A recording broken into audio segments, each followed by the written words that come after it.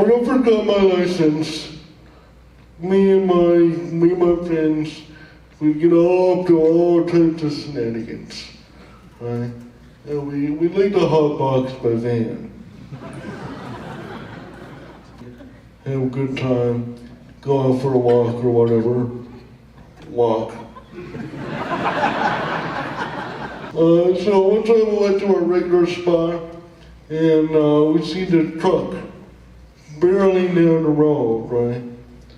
Parked right next to us, nearly ran into us. And I see this big, skinny looking guy come out of the van looking, oh man, right? And then he looks through the window of my van.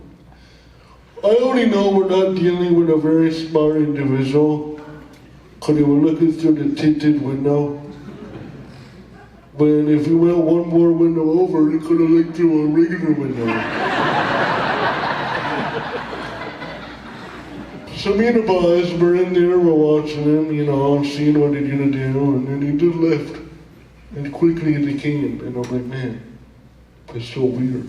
But whatever, what can we do? He's gone. Couple minutes later, a cop car pulls up, and he's looking at my van, and eventually he opens the side door, and out comes the biggest cloud of smoke you've ever seen in your life. And like Saggy in a mystery machine. Right? And he looked at us and he said, good evening, boys. Have you been smoking? And me, being kind of dumb at the time, said, no, officer, I'm not.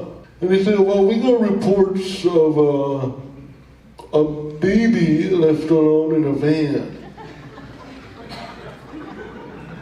You guys don't have a baby on you, do you? But like, no, officer, no baby here. Right? And he said, all right, he looked at me one more time and said, are you going to drive? I said, yes, officer, I'm going to drive. But don't worry about it, we're going to go get some snacks and stuff first. Thought I was done for at that point. But he said, all right, well, I'm gonna go look for that baby. You gentlemen have a good night.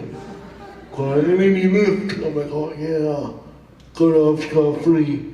But I was thinking about it, and I think this is where another superpower of mine comes in. It's very inconvenient to arrest someone like myself.